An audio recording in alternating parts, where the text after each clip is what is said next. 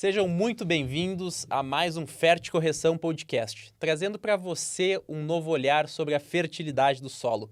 Eu sou Eduardo Barbosa, engenheiro agrônomo, especialista em ferticorreção, e o nosso convidado tenho a honra de apresentar o Dr. Arnaldo Colozzi Filho. Seja muito bem-vindo.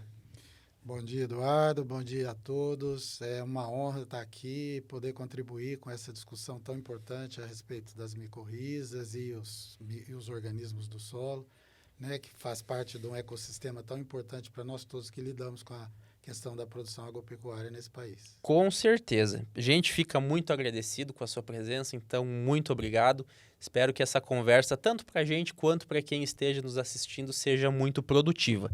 E o Dr. Arnaldo, que é mineiro, natural de São Sebastião do Paraíso, tem graduação em Engenharia Agronômica pela Universidade Federal de Lavras, mestrado em Ciência do Solo, área de concentração em Microbiologia e Bioquímica do Solo pela Universidade Federal de Lavras.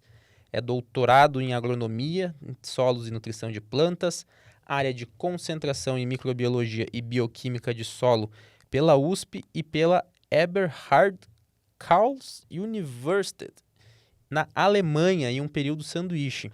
É pesquisador do Instituto de Desenvolvimento Rural do Paraná, IAPAR Emater, desde 89, e lotado na área de solos em Londrina. Tem experiência na área de agronomia, com ênfase em microbiologia e bioquímica de solo, atuando principalmente em manejo de solo em relação à ecologia microbiana, biodiversidade, atividade e biomassa microbiana, associações micorrízicas, fixação biológica de nitrogênio e enzimas do solo. Também atua na área de taxonomia e filogenia de procariotos, bactérias promotoras de crescimento de plantas, produção de inoculantes, coleções de culturas de micro-organismos, tecnologia de inoculação, bioindicadores da qualidade do solo e ciências ômicas. E por fim, e essa versão é a versão resumida, né? Tem mais de 50 artigos científicos publicados em periódicos, atuação como editor de vários livros e autor de capítulos de livros publicados, inúmeras comunicações em congressos científicos. É isso mesmo, doutor? Bem, é isso mesmo, né? A gente traz aqui também dá para perceber que a gente já tem um período grande, uma história grande de trabalho nessa área, né? Sim. Eu tô lá no IAPAR, hoje IDR, desde 89, né? Quer dizer, são 36 anos de atuação. Que legal. Nessa linha, trabalhando com atividade biológica no solo, trabalhando com os micro-organismos e sempre relacionando isso com o que a gente precisa fazer, que é a produção agrícola, e uma produção agrícola sustentável. Muito bem. E como é que começou essa sua vontade, seu desejo de trabalhar principalmente com a área de microbiologia? Isso é uma história que eu gosto muito de relembrar, porque eu comecei minha primeira atividade com os fungos, né? Foi lá em Lavras, ainda na graduação, no terceiro ano do curso de agronomia. Eu me interessei pelos fungos na disciplina de fungos patogênicos, né? Com o professor José da Cruz Machado, que era um professor espetacular. E eu, então, passei a ser bolsista de iniciação científica do CNPq. E, assim, ali, naquele primeiro contato com esses micro-organismos, eu fui me apaixonando pelos fungos.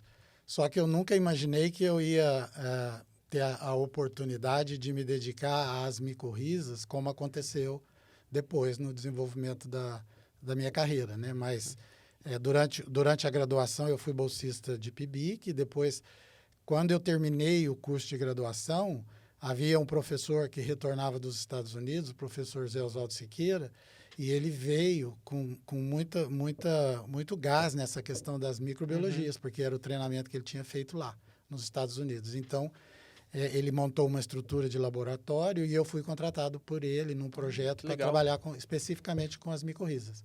E aí começou a minha carreira. Com o professor Zé Oswaldo, eu fiz o meu mestrado, né, trabalhando e estudando, e nós fizemos um trabalho muito intenso, formamos uma equipe boa, produzindo bastante, e aí, em 89, eu venho para o antigo IAPAR. Né, prestei o concurso público especificamente para trabalhar com atividade biológica no solo. Só que aí é o grande desafio, aí que as coisas começaram a ser desafiadoras mais para mim, porque naquela época a gente não tinha uma estrutura de laboratório que suportasse uma pesquisa muito avançada, né? O IAPAR já tinha se debruçado na importância da atividade biológica no solo e estava estruturando uma equipe. Então, eu e mais 2 pesquisadores que foram contratados viemos para cá e a nossa tarefa era: vocês vão trabalhar com a biologia do solo, com a microbiologia, mas no campo. Nós queremos que vocês façam a ponte entre o que há da academia e o que nós encontramos aqui na realidade do campo. Porque muda tudo, né? E aí começou o grande desafio e cada vez mais a minha paixão por trabalhar com esses organismos. Que né? legal. Porque você sai de um laboratório onde você tem todo o apoio, equipamentos, você tem microscópios, você consegue observar os fungos, você consegue contar bactérias, toda aquela atividade biológica no laboratório ela é mais clara para você, mas quando você chega no campo, você sabe que tudo aquilo está acontecendo ali, mas você tem que achar técnicas, você tem que desenvolver metodologias para você medir, para você mostrar para as pessoas que aquilo é importante. A mensuração é muito mais difícil, né? Então, assim, o agricultor, ele sabe da existência, mas você precisa convencê-lo, você precisa mostrar argumentos, e tudo isso foi montando esse leque de conhecimentos que a gente tem e traz até hoje, né? A gente nunca abandonou o laboratório, Claro. mas a gente sempre teve essa preocupação de estar lá no campo fazendo a ponte entre os 2 conhecimentos. Que legal. E eu acredito que há um tempo atrás, essa questão na microbiologia do solo, dos fungos, de toda essa galera, vamos dizer assim, que está ali debaixo do solo, ela foi deixada um pouco de lado com o tempo, né? Hoje a gente vê um crescimento muito maior nessa questão de olhar para a parte biológica do solo, né? Como a gente fala aqui sempre na Fértil Correção, tudo está interligado com tudo, tudo vai afetar tudo, e a biologia do solo com um papel extremamente fundamental, né? Então, eu posso até contar uma historinha, né, que eu acho que ilustra bem Fique à vontade. isso que você está falando, mas assim, no início da minha carreira, lá nos idos de 1990, a gente, para falar de biologia do solo, microbiologia do solo, em algum evento, a gente tinha que lutar, conseguir um espaço. As pessoas não tinham ainda a dimensão da importância daquilo que acontecia no solo, né? Hoje não, hoje nós estamos vivendo aí um momento espetacular, que são os bioinsumos, né? E esse conhecimento vai se tornando cada vez mais popular, todo mundo vai entendendo e acreditando na importância disso, mas lá atrás as pessoas não acreditavam e nem nos ouviam muito bem, né? Então, assim, só para contar um caso,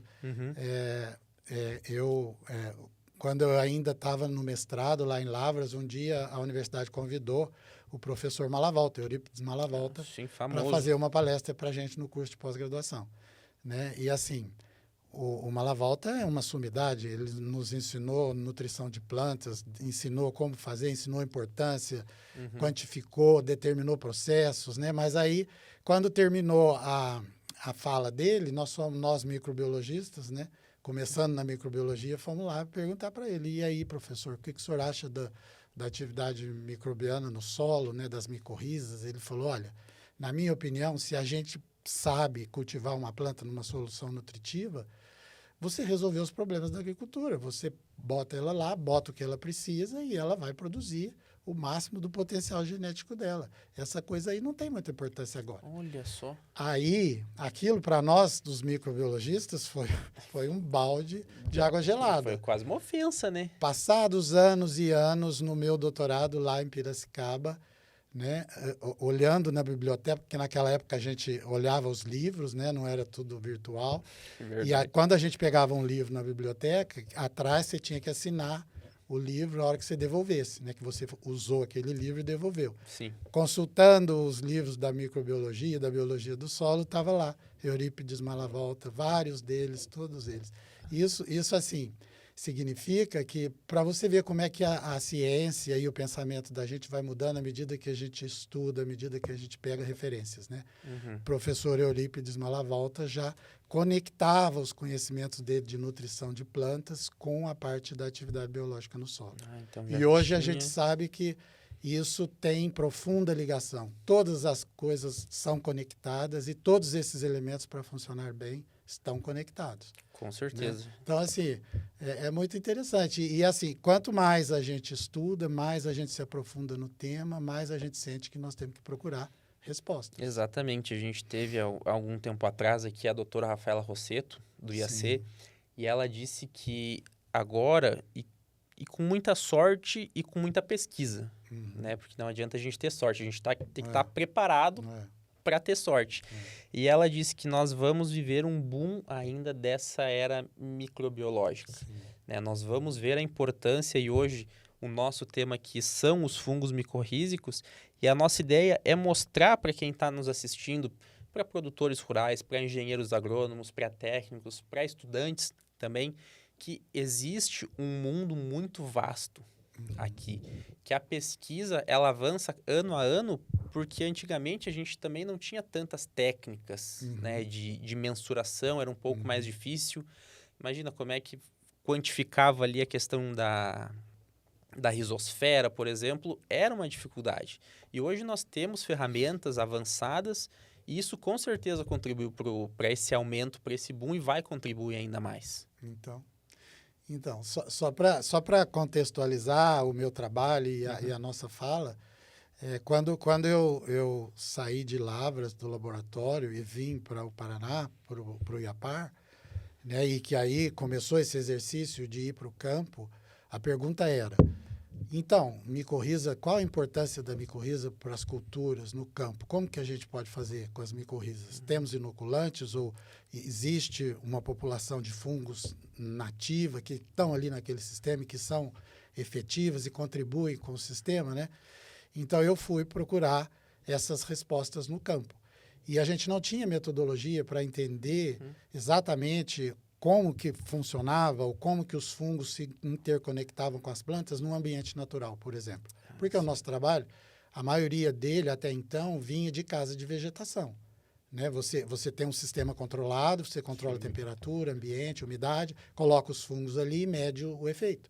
Mede na produção de massa, mede na absorção de nutrientes. E isso, assim, os efeitos das micorrizas já estavam mais do que comprovados. Mas no campo a gente não tem metodologia para dizer, bom, mas se você vai lá no campo, tem muitos fungos nativos que estão ali. Se você inocula, qual que é a contribuição da inoculação em relação aos nativos? E aí, isso foi em 1994. Começaram as metodologias relacionadas ao DNA de solo, DNA de fungos, quantificação de DNA, e aí identificação dos fungos, e eu fui buscar isso, né, que era uma metodologia nova, para buscar as respostas que a gente precisava. Os fungos que estão no solo contribuem com as outras plantas, trocam informações entre si, e o inoculante que você coloca lá conecta e traz uma resposta. Então, foi um desafio enorme, e mesmo assim, as técnicas ainda eram iniciais, a gente conseguia extrair o DNA dos fungos, alguma coisa a gente conseguia fazer com o DNA dos fungos dentro da raiz de planta, mas a taxonomia dos fungos ainda era um desafio. Como continua até hoje, a gente vai falar disso mais para frente. Mas, então, assim, deu-se um ganho muito grande de lá para cá, com as tecnologias, as ciências ômicas, né? Que hoje a gente consegue extrair e sequenciar DNA dos organismos com uma pureza, você tem certeza, você consegue identificá-los, né? Mas naquela época ainda não. Mas já trazia luzes sobre a importância desse conhecimento. E a ciência vai, assim, avançando e trazendo informações. Com certeza. E assunto de hoje, né? Tá aqui na nossa tela, tem um desenho ali ilustrativo, são os fungos micorrízicos. Né? Esse é o tema que eu também particularmente eu gosto, eu acho muito legal toda essa interação que acontece, a questão da sinalização, a questão da planta apagar, os fungos, como é que eles conversam, vamos dizer assim. Mas vamos do início. A gente está falando aqui em fungos micorrízicos, o que são esses fungos ali no solo? Então, esse é o motivo da minha paixão desde estudante, né? E até hoje eu estou aqui trabalhando com esses fungos. E olhando sua ilustração aqui, é bem isso que você falou. Que conversa é essa que tem esses fungos com as plantas e que a gente não ouve, que muitas vezes a gente não entende, que a gente deseja tanto dominar para poder melhorar o nosso trabalho. Eu brinquei aqui um dia com o Marco Antônio Nogueira, da Embrapa, Sim. que ele veio falar sobre FBN, né? E eu disse, cara, como é que acontece essa conversa? Porque, assim, brinquei, né? As plantas, elas não têm WhatsApp, elas não falam. Então, como é que acontece essa comunicação? Então, esses fungos são um dos fenômenos mais interessantes da natureza e, até hoje, a gente procura respostas, precisamos encontrar mais respostas para poder entendê-los perfeitamente, né? Porque hoje nós já medimos muito, a gente tem métricas para dizer que eles são extremamente importantes porque eles estabelecem conexões com as plantas e essas conexões são fundamentais para eles, para os fungos e para as plantas, né?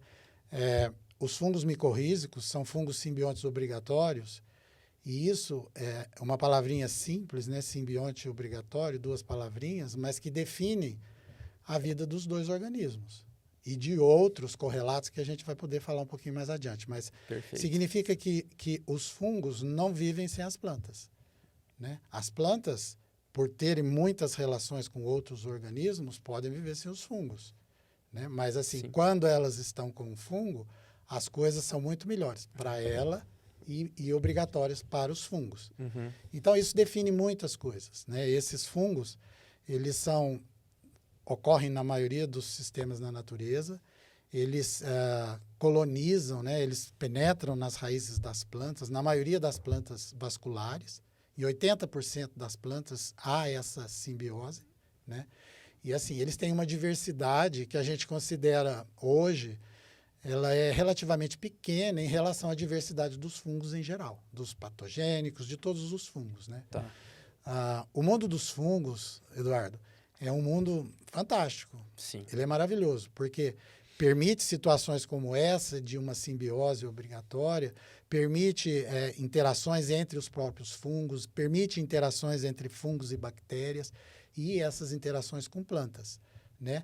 Mas esses fungos, especificamente as micorrizas, são um capítulo especial dentro dos fungos. Desse universo tão vasto, né? Do universo dos fungos, né? Para você ter uma ideia, a diversidade de fungos, de maneira geral, ainda é desconhecida. Sim. Assim, os pesquisadores estimam, né, 1 milhão de espécies, mas são dados estimativos. Sim. Se a gente passar e observar o mar, então esses números pulam para 4 milhões, as estimativas, né?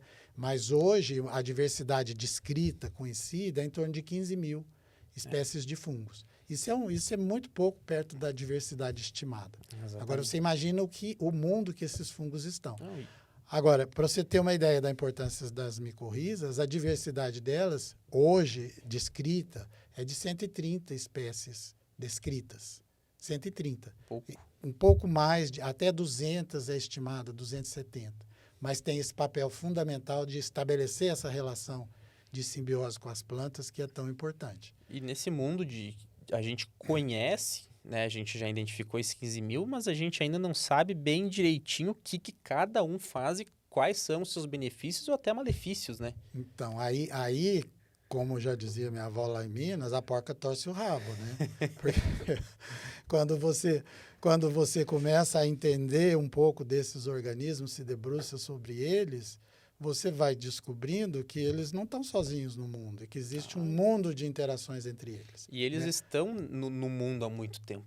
Isso. Né? Eles não são novos. Na ali verdade, no solo. os micro-organismos vieram antes das plantas, né?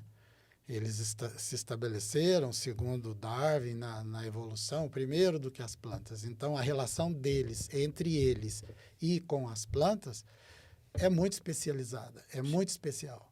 Né? E a gente ainda não tem muito métrica para lidar com nesse ambiente tão complexo.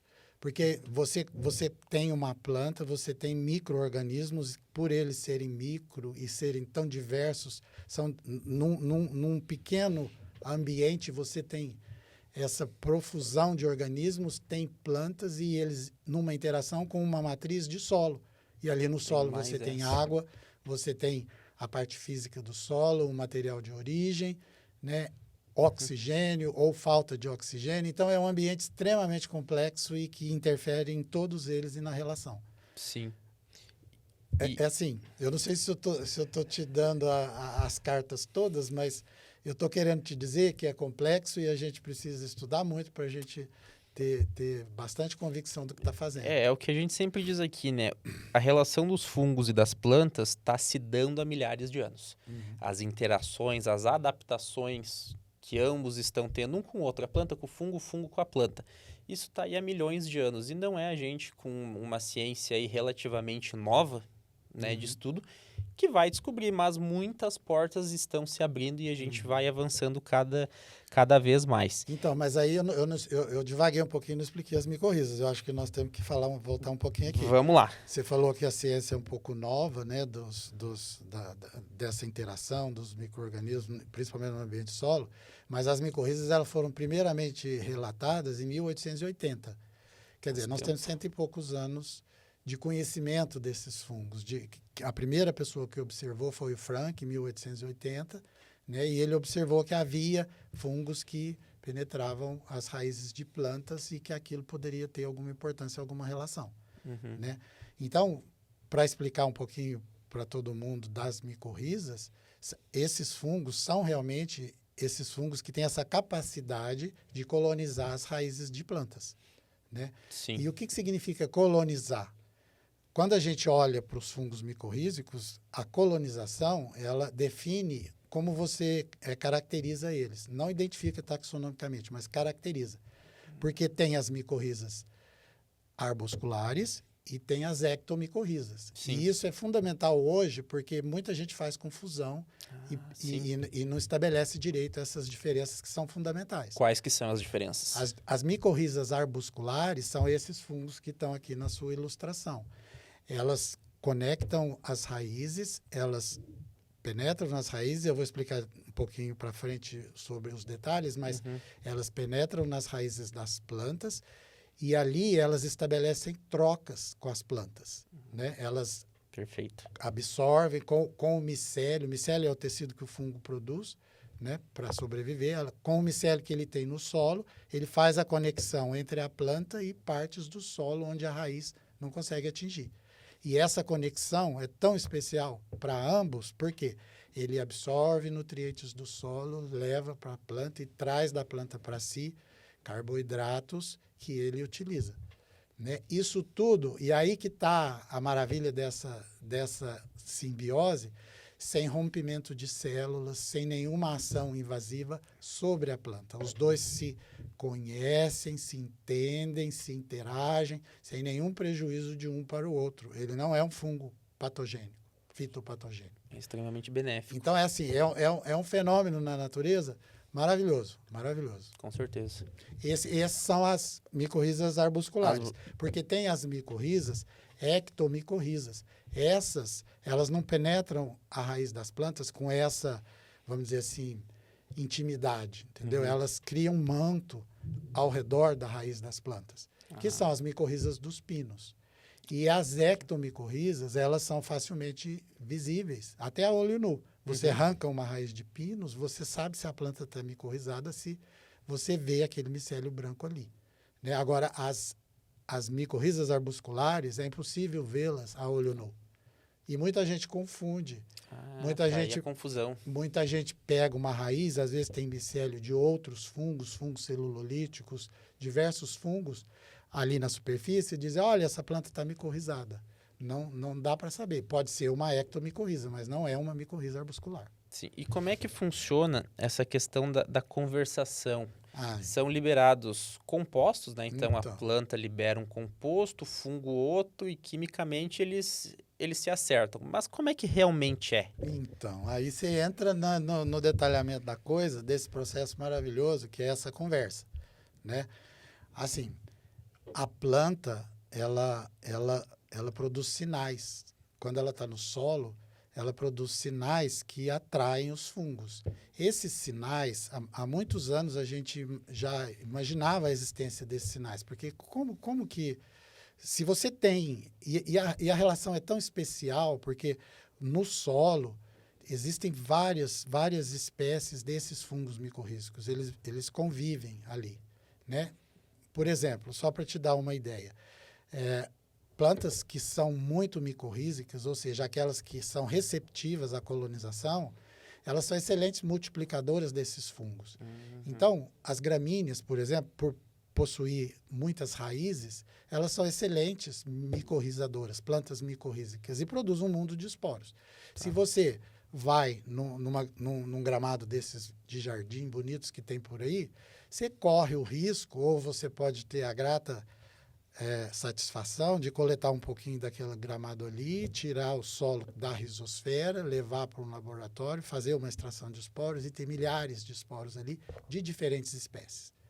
Então, isso é um indicativo, e a gente sabe, né, com dados, que as plantas, elas têm uma seletividade para as espécies, mas a maioria dos fungos conectam ou colonizam a maioria das plantas. Mas aí, qual que é a importância dessa seletividade relativa? Ela vai trazer para ela os fungos que ela sabe que vão ter uma interação melhor com ela. Ela seleciona algumas espécies. Muito esperta.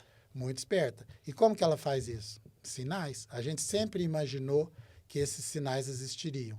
Mas, assim, trabalhar com sinais moleculares é extremamente... exige muita técnica, muito refinamento da pesquisa, porque são moléculas muito pequenas, são hormônios, são sinais moleculares de difícil detecção num ambiente igual você pode imaginar que é o solo. Porque está acontecendo muita coisa ali, né? É uma matriz cheia de componentes, cheia de raízes, matéria orgânica, nutrientes, cálcio, magnésio, água, outros organismos. Então, você identificar um sinal liberado por uma planta numa matriz dessa é uma coisa extremamente difícil, né? Sim. Em 2008, se identificou o primeiro sinal. Qual que era? Estrigolactonas. Estrigolactonas, que é uma molécula que hoje a gente sabe que quando as raízes liberam no solo, e essas estrigolactonas têm a capacidade de sinalizar para os fungos micorrízicos: estou aqui, tem uma planta aqui e estou aberta a você, elas falam. E os fungos percebem as estrigolactonas, entendeu? No momento em que há essa sinalização e essa percepção, o fungo reage, o esporo germina. Tá. Uma pergunta agora. Mas o fungo também emite algum sinal porque, beleza, a planta está ali aberta a esse relacionamento. Mas o fungo também ele diz, estou aqui se precisar? Então, você imagina que quando a planta libera uma estrigolactona, não tem só a micorriza ali, né?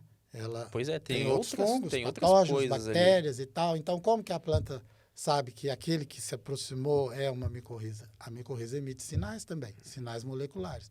Esses sinais das micorrizas, hoje, a pesquisa está avançando, identificando esses sinais, mas a gente chama de MANs.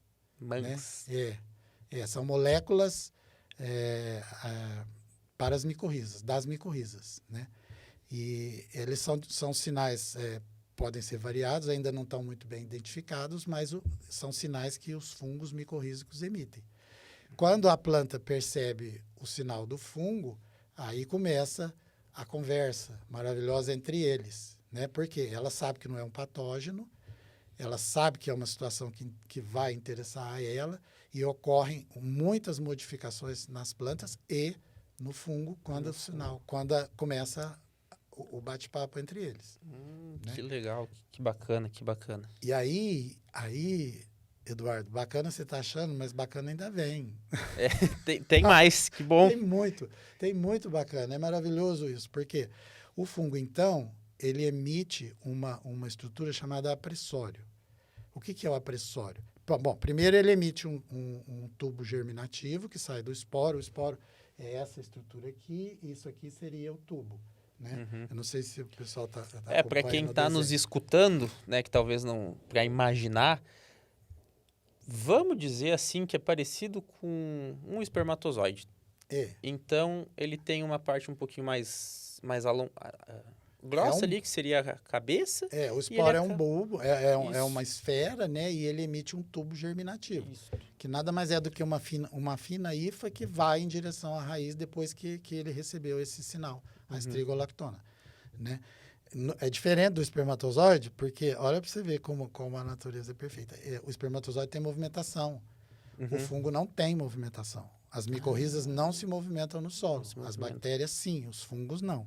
Né? Então, assim, essa sinalização acontece, o fungo emite um tubo germinativo e essa estrigolactona liberada pela planta orienta o tubo para a raiz. Imediatamente, o fungo começa a produzir uma estrutura chamada apressório, que vai fazer a conexão na raiz.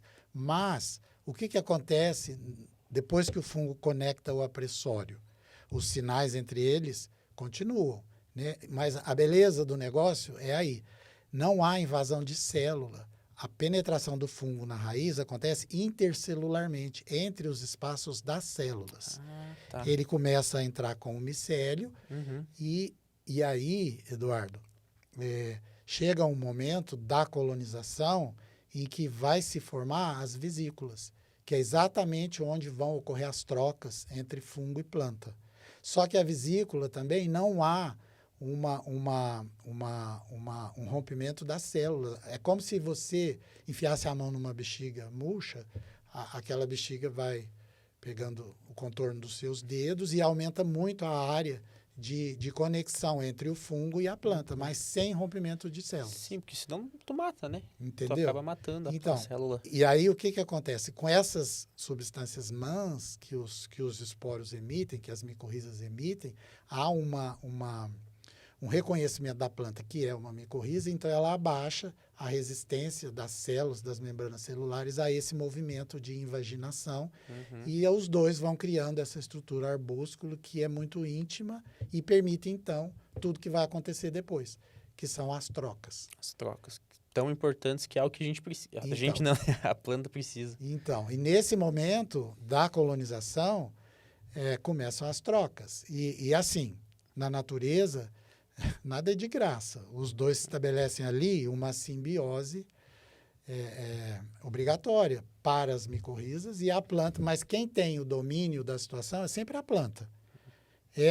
Ela diz, você vem, você pode vir, você vai contribuir comigo, eu aceito te dar em troca, né, os carboidratos que o fungo precisa, e acontece. Mas chega algum momento naquela relação em que a simbiose vai regredir, a planta deixa de precisar por questão da fisiologia, por maturação. Se é uma planta, por exemplo, que senesce, né, que não é perene, sim, o fungo percebe, a planta avisa, olha, meu negócio aqui está terminando, vou produzir semente, acabou meu ciclo, você dá o fora, porque a situação vai ficar feia para ti. Não é mais tão importante, né? Vai ficar feia para ti. O fungo regride, volta para o solo na forma de esporos e fica ali esperando a próxima oportunidade. E a planta completou o ciclo, produziu sementes.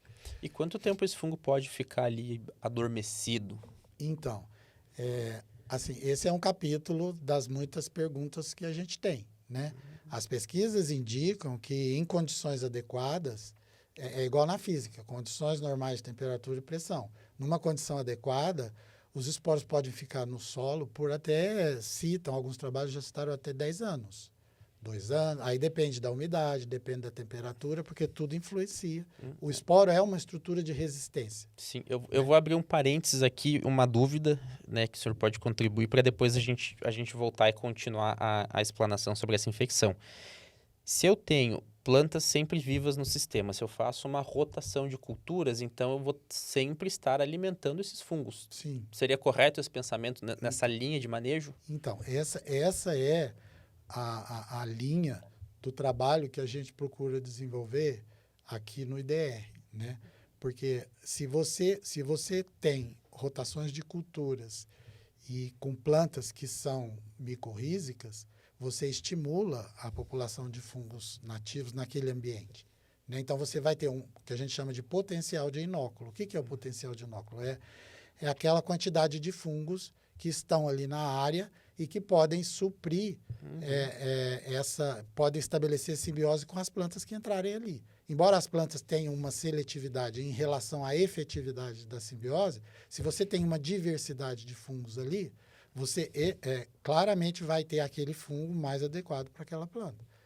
E a simbiose vai estabelecer, e isso vai gerar plantas mais resistentes, plantas que suportam mais estresse hídrico, por exemplo, Exatamente. que suportam mais temperatura elevada, né? Em todos os benefícios que a simbiose traz para a planta. Porque aqui na Ferticorreção a gente sempre fala que é importante ter plantas vivas no Exatamente. sistema, né? São premissas do que vieram do plantio direto, foram um pouco esquecidas e pensou só na palha. Preciso ter palha.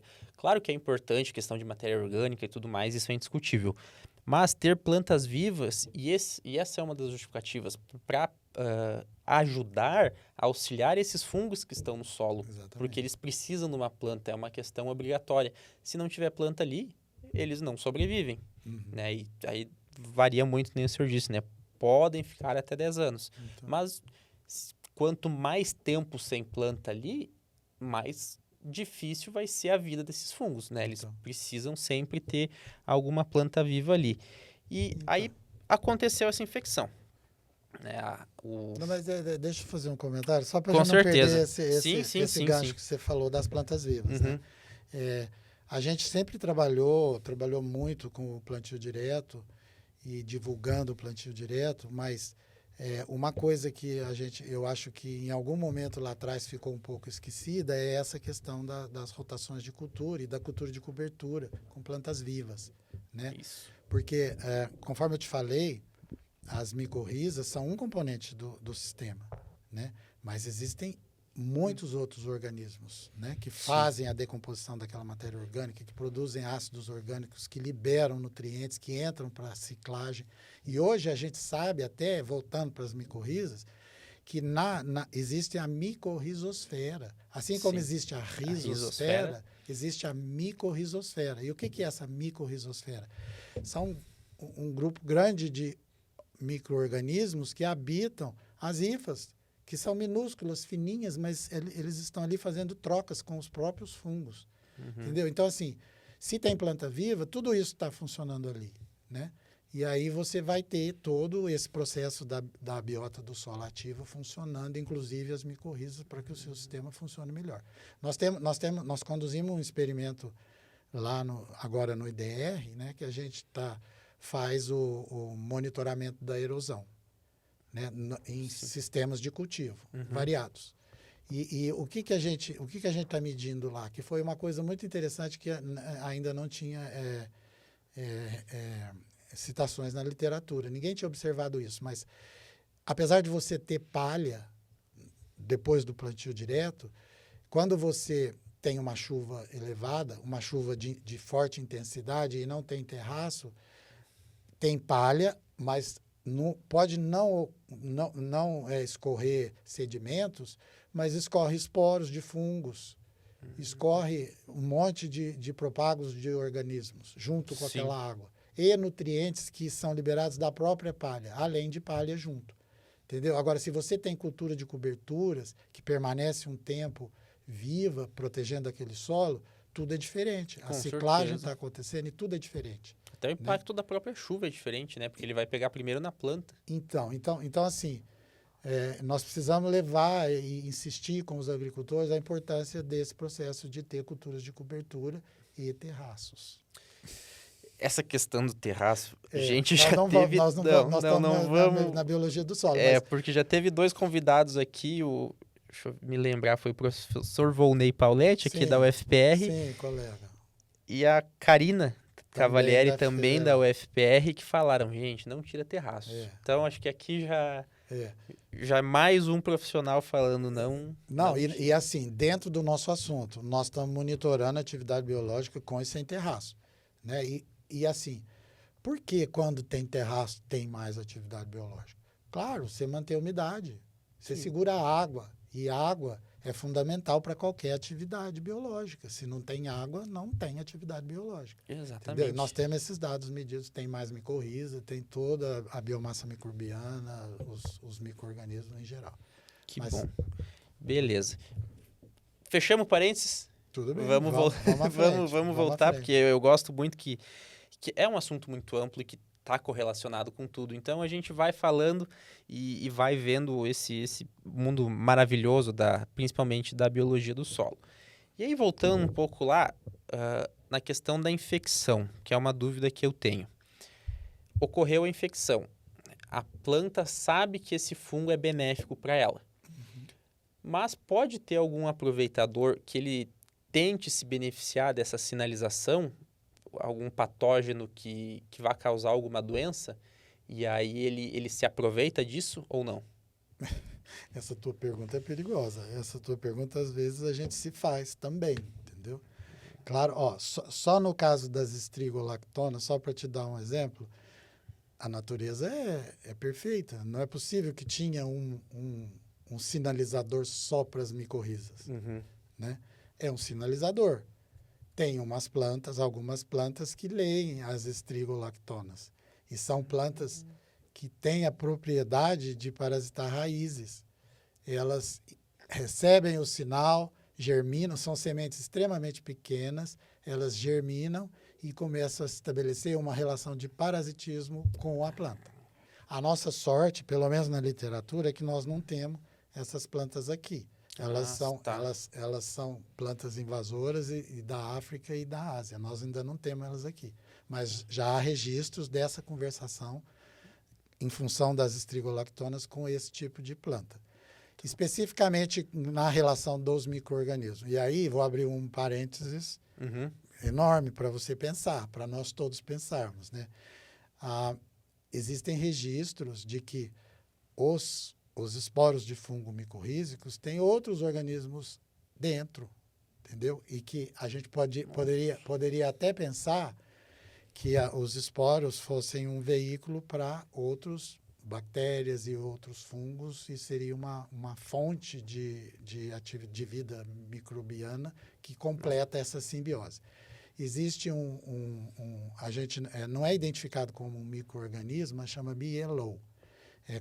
Como micro-organismos, fragmentos de DNA que foram identificados dentro dos fungos micorrízicos e que a gente não sabe de uma função definida para eles, né? Que seria a possibilidade de ser um outro organismo que vive dentro de fungos. Mas tudo isso são parênteses que ainda estão em aberto, né?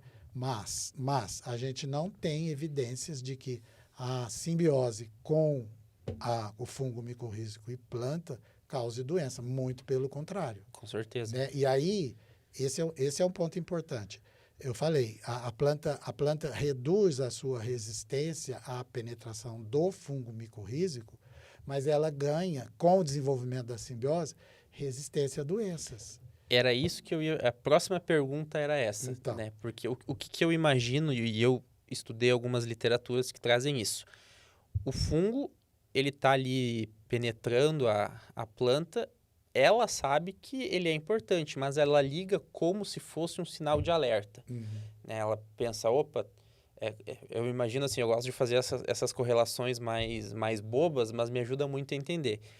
Eu estou abrindo a porta da minha casa para alguém. Eu sei que essa pessoa é bem-vinda, mas eu sei que alguém pode se aproveitar disso e entrar também, então eu fico num sinal de alerta e se tem alguém que não é benéfico para a minha casa, eu já estou preparado. As plantas conseguem fazer mais ou menos isso? Então, elas se preparam bem depois que a simbiose se estabelece, né? Porque o que vai acontecer?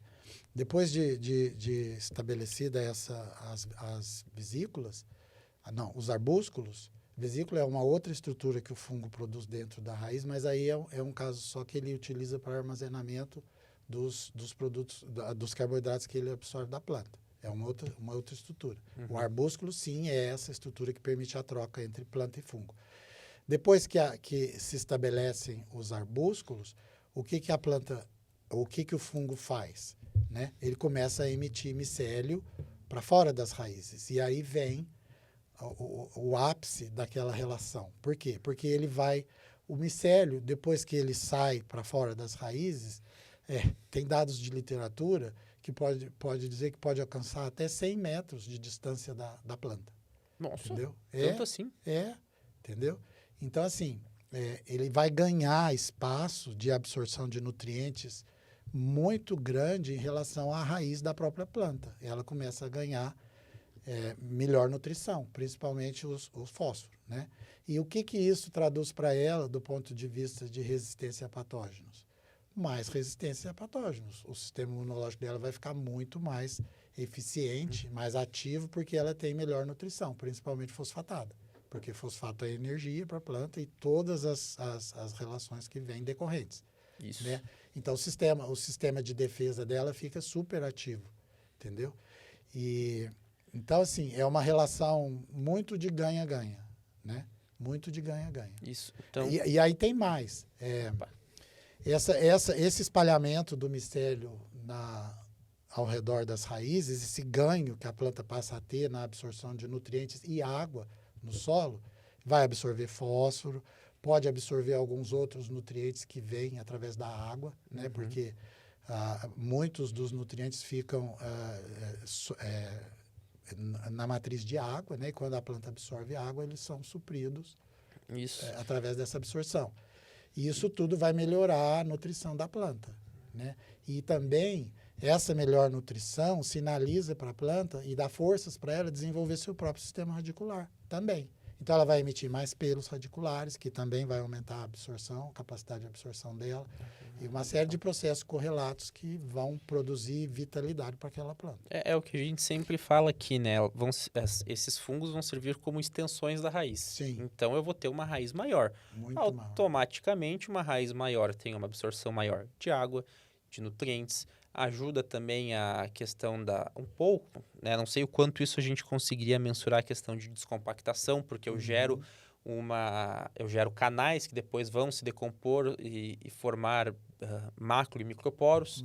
Então, eu também vou ajudar na aeração do solo. Então, eu acabo auxiliando e ajudando outros micro-organismos que também dependem de oxigênio, né? É toda uma cadeia que se beneficia. E a planta paga com o carbono. E uma coisa que eu queria entender, né? Por que a micorriza ela se especializou principalmente no fósforo?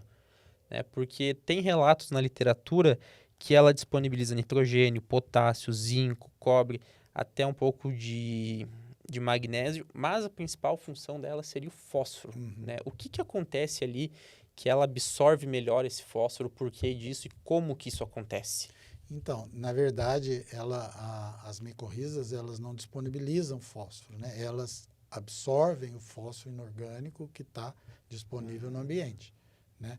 Então, assim, a relação melhor ou mais fina dela com a planta é em relação ao fósforo e a absorção de água, né? E nesse fluxo de água é que vem esses outros nutrientes que podem ser trabalhados. Agora, essa especialização do fósforo é porque ela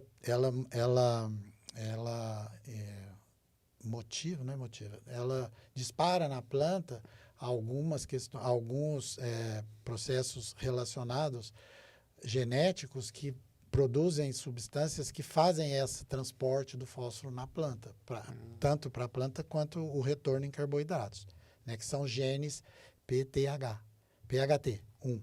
Né? Quando há colonização, há esse sinal molecular que dispara a atuação desses genes que vão favorecer, então, a absorção do fosfato que ela está que ela está absorvendo no solo, entendeu? É uma relação bastante específica, né? E das micorrizas com as plantas. Tá, entendi. E se eu tenho um solo lotado com fósforo, isso pode atrapalhar na interação delas? Aí faz o sinal contrário, né? A planta que está sendo cultivada num solo que tem muito fósforo, ela fala para, vulgarmente, ela sinaliza, não preciso de você. O meu sistema radicular do jeito que está é suficiente para eu me virar aqui. E aí ela não vai disponibilizar o carboidrato para o fungo? Ele vai ficar esperando ali numa relação de esporo, em estrutura de resistência, esperando que as coisas modifiquem. Porque o próprio fósforo disponível em excesso no solo inibe a germinação do esporo. Tem vários fatores que inibem a germinação do esporo. Fósforo, pH, umidade, temperatura, tudo isso tem que estar, essa matriz tem que estar conforme para as duas coisas acontecerem para a simbiose se efetivar muito bem. E o fósforo é determinante nessa situação também. É o que a gente sempre bate aqui, nessa questão da alta adubação, uma super adubação, Sim. porque a gente muito foi desmistificado sobre o fósforo ao longo do tempo, questão dele ficar retido, da planta não absorver, ter que dobrar a dose, e hoje a gente vê muitas áreas com excesso de fósforo. Claro, tem fósforo lábio, fósforo não lábio, mas a gente tem ferramentas e mecanismos, e os fungos micorrízicos são uma delas, para conseguir retirar esse fósforo que está em excesso, né? Então, perfeito. Excesso de adubação de fósforo não seria interessante. E o senhor também falou na questão do pH. Qual que seria o pH ideal pensando nos fungos micorrízicos? Então, de novo eu vou me refugiar naquela fala. A natureza é perfeita, né? Uhum. Os fungos micorrízicos, assim como a maioria dos fungos, tem uma faixa preferencial de pH. Né? Os fungos trabalham numa faixa de pH um pouco mais ácido, mais baixo, em relação às bactérias. Mas, assim, na gama de fungos, na diversidade dos fungos micorrízicos, tem aqueles que, mesmo dentro dessa faixa mais baixa, vão numa faixa um pouquinho mais baixa, e aqueles que não toleram pH tão baixo e vão na faixa mais alta. Né? Por exemplo, a faixa ideal é de 5 a 6 para os fungos. Né? Mas tem alguns deles, por exemplo, os acalospora, que conseguem germinar com um pH um pouquinho mais baixo. Já os gigaspora não toleram pH baixo, eles não germinam no solo. Entendeu? O contrário também acontece. Se você tem acalospora num pH mais alto, ele retarda a germinação, até que as coisas mudem. Então, assim, para as micorrizas, o pH é importante para a efetividade da simbiose, mas para a sobrevivência deles no solo, eles ficam ali esperando a coisa mudar. Sim. Entendeu? É mais uma questão também de beneficiar o ambiente para a planta, porque sem a planta ele não vai ser nada, né? Ele vai ficar ali esperando. Por isso que a rotação de culturas e culturas vivas na área são importantes para manter essa diversidade, não só das micorrizas, mas de organismos que aí eles vão sim tolerar essas variações, não só de pH, mas de umidade, de temperatura, de matriz do solo, né? Se é um solo mais, mais arenoso ou mais argiloso, entendeu? Isso. E tudo que acontece em decorrência. Mas quanto menos variações tiver, melhor para o fungo. Né? Se eu tenho um controle do pH, então aquele pH está sempre estabilizado. Eu tenho uma matéria orgânica, eu tenho uma palha ali também para questão de temperatura de água. O quanto mais esse sistema ele for linear, vamos dizer assim, claro que vão ter variações porque a gente está na sorte do tempo.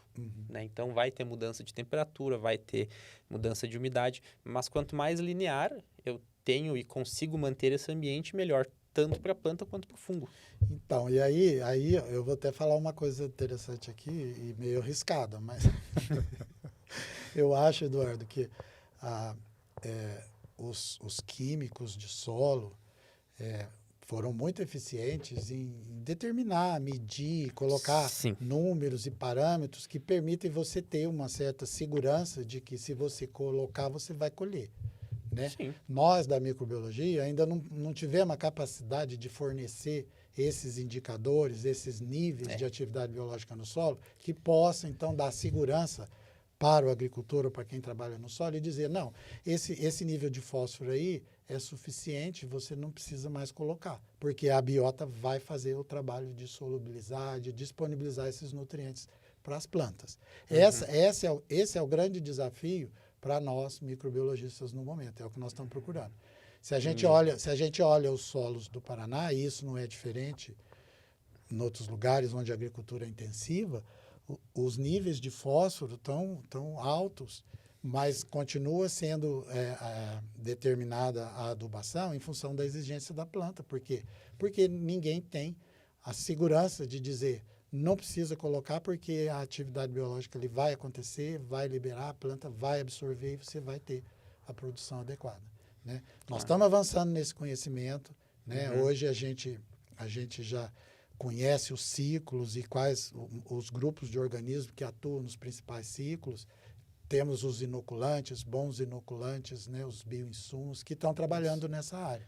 Eu acho que o futuro vai trazer informações interessantes sobre isso. Mas tudo isso ainda não aconteceu por conta da complexidade e nós estamos lidando com organismos vivos, né? Interações biológicas Sim. entre planta e organismos no solo. Antes da gente entrar nessa parte dos bioinsumos, dos inoculantes, uma dúvida que o senhor me gerou agora. Questão dos agroquímicos, né? Defensivos agrícolas. A gente aplica muito fungicida, né? Para acabar terminando com fungos acima do solo que são maléficos, né? Claro, tem alguns fungos de solos, por exemplo, a esclerotina, que é mofo branco, né? Que sai do solo e vai para a planta. Mas a minha pergunta é, quando eu tenho uma aplicação muito grande desses defensivos químicos, eu posso acabar prejudicando um fungo micorrízico que está lá debaixo do solo? Então, esses, vamos chamar de agroquímicos, né? Não só os fungicidas, mas até fertilizantes também mexem com a biota do solo. A gente Sim. acabou de falar que a aplicação de fósforo em excesso inibe o estabelecimento da simbiose Sim, micorrízica. ainda mais fosfatos acidulados, né? Que um pH baixíssimo e gera uma acidez muito grande. Então, qualquer produto químico que você aplica na lavoura, seja via foliar, seja no solo, ele vai mexer com a biota, né? E um fungicida, por exemplo... Agora, a gente sabe que muitos produtos químicos, ou a maioria deles, tem uma ciclagem no solo e ele pode ser degradado por outros organismos e ser fonte de carbono para determinado tipo de organismo. Entendeu? Então, Sim. é bastante complexo, né? Herbicidas, fungicidas, inseticidas, tudo isso tem um reflexo na biota do solo, Sim. falando de maneira geral. Sim. Entendeu? E isso é a dificuldade que a gente tem de dizer. Então, eu acho assim, não se trata de criminalizar os pesticidas, né? Não. É usar bem usado na hora certa, com mapeamento. Existe realmente a necessidade, porque o que a gente sabe hoje, e isso parece que é um conceito que vai ficando mais claro para todo mundo, é fazer monitoramento de pragas, monitoramento de doenças, porque muitas vezes a própria biota que está ali naquele ambiente, ela consegue corrigir e não transformar, não deixar que aquela praga ou aquela doença se transforme num dano econômico. Isso. Né? Os organismos vêm, fazem um ataque e os predadores e os antagonistas vão controlar aquela praga e vai ter uma produção adequada. Perfeito. Entendeu? Agora, quando a gente fica só pensando na produtividade lá no final e faz aquela aplicações de qualquer produto que seja calendarizada, isso trabalha contra o sistema, contra a atividade biológica, entendeu? Sim. E isso é muito ruim. Isso é muito ruim. Perfeito. E na questão dos bioinsumos, porque a gente falou aqui, né? Tem esses fungos nativos do solo, mas também existem tecnologias da gente colocar eles ali, né? Como é que está essa questão de tecnologias desses fungos, esses biodisponibilizadores? Muita gente chama de bioinsumos, insumos, né, que vão ajudar e vão colocar micorrizas ali. Isso hoje já é uma realidade? Isso está tendo uma aceitação, um resultado muito bom? Como é que está? Então, eu acho que da nossa conversa hoje aqui, ficou bastante claro que existe em qualquer área agrícola ou não agrícola, existe uma biota, uma população de organismos ali nativa. Isso. Né? E elas são adaptadas para aquela condição. O que acontece é que quando a gente olha para o interesse agronômico, para o nosso interesse, você quer maximizar o que aquela área é capaz de produzir, então você concentra a cultura, você põe uma cultura que talvez não era nativa ali, você quer ter rendimento econômico, você começa a colocar coisas que aquela cultura precisa. E aí você mexe com a biota nesse sentido. Os inoculantes trabalham nessa linha, né? Eles são um insumo biológico. Agora, o princípio de ação dos inoculantes é exatamente em você colocar um micro-organismo que você selecionou, que é eficiente para aquela relação planta-micro-organismo, num ambiente estranho para ele, né? Os risóbios, por exemplo, o bradyrhizóbio, os inoculantes, o que é? Tem uma carga maior de organismos que têm afinidade com aquela planta, o Bradyrhizobio com a soja, por exemplo, eles são selecionados, Sim. né? Mas quando você inocula uma carga alta de células desses organismos, que é exatamente para ele poder competir com os nativos e ter aquela resposta na planta. E isso é eficiente no caso da fixação biológica de nitrogênio, né? Não só para as leguminosas, para a soja, mas também para as gramíneas, para o milho, agora com a zospirilo, né? É uma tecnologia que a gente consegue fazer esse jogo, né? Você aumenta o número de células e esses organismos que são colocados ali vão ser efetivos em trazer uma resposta econômica no desenvolvimento da planta. No caso das micorrizas, a gente precisa evoluir, entendeu? Primeiro porque o inoculante, ele basicamente vai depender de esporos, né? E aí a gente volta lá no começo da nossa conversa. Essa simbiose, ela é uma simbiose, o fungo é um simbionte obrigatório. Isso quer dizer o quê? Ele não produz esporos, que é a estrutura de resistência, que pode compor um inoculante, longe da planta. Isso, então, isso gera uma dificuldade para a produção do inóculo. Por quê? O que é um inoculante? Hoje, no Brasil, a legislação define inoculante é um veículo que leva um micro-organismo específico, e só aquele micro-organismo. Então, no caso do inoculante para soja, leva o Bradyrhizobio. Entendeu? Mas é só o Bradyrhizobio. No caso das micorrízicas, e aí, voltando um pouquinho na nossa conversa, os fungos micorrízicos, primeiro, é difícil você produzir os esporos numa condição de asepsia total, entendeu? Sim. Se você tem uma planta crescendo, a planta pode até crescer num substrato no meio de cultivo, mas você não consegue uma asepsia total. Pode ter bactérias, pode ter outros organismos crescendo junto. Para você ter essa condição de asepsia, hoje a produção de inóculo de fungos micorrízicos utiliza basicamente uma técnica que a gente utiliza raízes transformadas. São raízes que são transformadas através usa-se uma bactéria como vetor, que introduz ali um gene coletado de uma outra planta, e esse gene estimula a raiz a só produzir raiz mesmo na ausência da parte aérea. Né? Que interessante. Normalmente a gente usa a raiz de cenoura modificada. E aí essa raiz de cenoura modificada é colocada num meio de cultivo, de plantas, Sim. mas um meio asséptico, e aí vem todo o conhecimento importante do Malavolta, né, de nutrição de plantas, e essa raiz então começa a crescer, sem produção de parte aérea.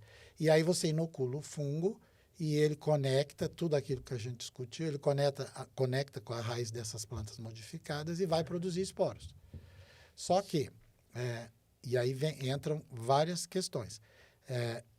O número de esporos tem sido razoável, que justifica uma produção de inoculante. Só que o inoculante fica caro, muito caro. Entendeu? Muito caro para comercialização. E outra, o resultado dessa aplicação de inoculante no campo é de difícil avaliação, porque você tem exatamente aquela comunidade de fungos nativos ali naquele ambiente. Os testes, a gente tem inóculos registrados no Ministério da Agricultura, e para você ter um registro, você tem que fazer o teste de eficiência agronômica no campo. Tem que mostrar que funciona. Mostrou que funciona. Então, tem inoculante registrado que mostrou que funciona. Né? Só que, você imagina, um país do nosso tamanho, com a variedade de sistemas de produção, de solos, de clima, e todos os componentes do ambiente. De culturas também, né? Muitas vezes, a resposta desse inoculante pode não se repetir e gerar uma frustração. Sim, entendeu? até porque tu tem que criar também um sistema que dê condições, né? Acredito eu que não adianta a gente comprar um inoculante, o senhor disse que tem um custo elevado, se o meu ambiente ali não está favorável para esse fungo. Pois é. Então assim, a produção, essa simbiose micorrízica é um fenômeno espetacular. Com certeza. Espetacular. Eu trabalhei muito lá no começo, quando eu comecei com as micorrízicas, medindo efeito em plantas. E assim, a gente tinha nos citros, no café, no algodão, respostas assim que era inacreditável. A gente colocava os slides nos eventos que a gente ia, o povo falando, não é possível isso. Aumenta 200, 300% o crescimento da planta. Aumenta a produtividade, entendeu? Só que em condição controlada. Quando você leva no campo, que junta essa quantidade de fatores, o inóculo precisa melhorar. A gente precisa ter uma quantidade maior de propágulos, né? Que consiga competir ali naquele ambiente natural, colonizar a planta e produzir esses efeitos que a gente sabe que produz. Exatamente. Né? Então, essa é atualmente a dificuldade. Mas eu acho que a pesquisa e as empresas, tem muita gente interessada nisso, né? Porque é um inoculante, é uma simbiose importante que traz resposta e a gente deve melhorar no futuro com tecnologias assim, bem efetivas de inoculação com micorriza. Que bom. Doutor Arnaldo, eu vi que o senhor trouxe uma colinha, vamos dizer assim, né? Alguma coisa a mais a gente já está encaminhando aqui para o final, que o senhor queira comentar, que o senhor acha importante a gente falar desses fungos, desse universo aqui tão grande? Eu acho que o nosso papo foi bem interessante. A gente não falou das glomalinas, né, que é o que nós estamos trabalhando agora. Vamos entrar, verdade. Que é uma coisa importante. A gente está falando de carbono, de fixação de carbono no solo. Então, é mais um dos benefícios, né, das micorrizas, a produção dessas moléculas no solo. O que é? Vamos fazer uma introdução, né? Me corrija, senhor, me corrija se eu estou errado. Glomalina seria um composto que o fungo mesmo, micorrízico, libera. Né? O que seria e para que serve essa glomalina? Então, essa glomalina é uma molécula de alto peso molecular, uma molécula hidrofóbica, né, e oligoproteica. Ela tem alto peso molecular e ela é produzida pelos fungos através das hifas. Ele libera essas glomalinas no solo. Né? E qual que é a função dessas glomalinas? Para o fungo, a gente ainda não tem uma definição exata o porquê que ele produz essas moléculas, libera no solo. Mas para o solo, ela tem um efeito de agregação do solo muito interessante e de fixação de carbono. Né? Como elas são moléculas grandes, complexas, elas têm muito carbono na sua formação e elas são estáveis, termoestáveis e higroscópicas. Elas permanecem ali durante muito tempo. Entendeu? Então, depois de identificada, ela foi recentemente identificada no solo, a gente começou a perceber a importância que elas têm, tanto para a estruturação do solo, como para a reserva de carbono no solo, fixação de carbono, porque elas duram muito tempo, elas ficam ali naquela condição durante muito tempo. Né? E nós temos trabalhado com isso, nós temos já artigos publicados, né, mostrando essa produção, é uma produção expressiva dessa proteína no solo e desse efeito que tem sobre a estruturação do solo. Entendeu? Perfeito. Então, mais uma vez, né, o que a gente fala aqui, um fungo ajudando na estrutura do solo, ou seja, a biologia tendo interferência na física do solo. E do mesmo caso que é o contrário, né, um solo muito compactado não vai gerar raiz, menos fungos micorrízicos, assim, um resumo do resumo do resumo. Que bom. Até então, o nosso entendimento da contribuição das micorrizas na agregação, não só das micorrizas, mas dos fungos em geral, era a capacidade dos micélios em aglutinar, né, o solo. Isso. E produzir nichos onde bactérias dentro e outros organismos ia fazendo a decomposição e essa ação tão importante de ciclagem de nutrientes no solo. Mas com as glomalinas, essa ação é diferente. Ela aglutina as partículas. Ela como se fosse uma cola, por ação de cola, entendeu? E não por micélio, por envolvimento com micélio. É um componente novo na estruturação do solo. Relativamente novo. Que legal. Mais uma vez aí a ciência e a pesquisa explicando, né, coisas que a gente não entende, coisas que a gente ainda está tentando entender, mas com certeza vai num futuro aí conseguir compreender mais. Doutor, muito obrigado pela sua presença mais uma vez aqui em nome da Fértil Correção. A gente agradece aqui a tua contribuição, a tua fala. Alguma coisa, algum recado que o senhor queira deixar para o pessoal a respeito dos fungos, ou alguma ideia que o senhor quer trazer, uma reflexão aqui, fica à vontade. Eu gostaria de dizer para você que eu coaduno com essa ideia de vocês da Fértil Correção, entendeu? Eu acho que entender e procurar conectar todos os componentes do solo como componentes de fertilidade, isso é muito importante, né? Eu acho que nós temos que usar os conhecimentos do passado, mas avançar nessa linha de integração. Integração dos componentes, porque e aí eu acho que nós estamos evoluindo, né? Nós temos muita preocupação com a fertilidade natural dos solos, né? Os solos do Paraná, por exemplo, que é onde eu vivo aqui, aqui nós temos uma agricultura bastante intensiva e nós precisamos pensar dessa maneira, porque é como ficar no fio da meada. Se a gente continua no manejo inadequado, a gente perde aquela condição boa de fertilidade. Exatamente. E depois voltar é muito difícil. Muito difícil, muito mais caro para o produtor. Caro, né? E tudo, entendeu? Então, assim, essa ideia de integrar os componentes no sentido de aumentar a fertilidade, ela é muito boa e muito bem-vinda. Que bom, que legal, porque eu sempre falo que o solo é um legado que nós vamos deixar. Exatamente. Né? Assim como tem gente que recebeu o solo como uma herança de um avô, de um pai, vai deixar de herança para um filho e para um neto. Né? Então, quanto mais esse sistema ele estiver funcionando, quanto mais resiliente esse sistema for, melhor. Sim. E aí a gente entra em temas como incorporação de carbono, que ainda vai vir muita coisa, principalmente aqui no podcast, vai ser um assunto que serão os próximos temas, a importância do carbono dentro do solo, né? A questão da mitigação dos gases de efeito estufa, a importância do carbono, dos carboidratos para as plantas, né? Então, ainda vai ter bastante assunto aqui. Mais uma vez, doutor, muito obrigado pela tua presença, pela contribuição, pela tua disponibilidade também de vir aqui trocar esse bate-papo, e fica aberta aqui as portas sempre que o senhor quiser, seja muito bem-vindo. Espero que não seja a primeira vez que a gente tem uma conversa, porque esse mundo microscópico dessa microbiologia é muito grande. Então, muito obrigado pela tua presença. Eu que agradeço. Obrigado, Eduardo. E lembrando, pessoal, para acessar o nosso blog, então a gente tem o nosso blog www.fertilcorreção.com.br, onde a gente posta os conteúdos, alguns artigos técnicos também, algumas discussões. O nosso Instagram, @fertilcorreção, lá a gente posta os cortes do podcast, a gente também traz algumas interatividades aí com o pessoal. Aqui no YouTube a gente também, além desse podcast, tem algumas videoaulas explicando a Fértil Correção, explicando esses conceitos. A você que ficou até o final, nos escutando, nos acompanhando, meu muito obrigado, e eu te espero no próximo episódio. Até lá!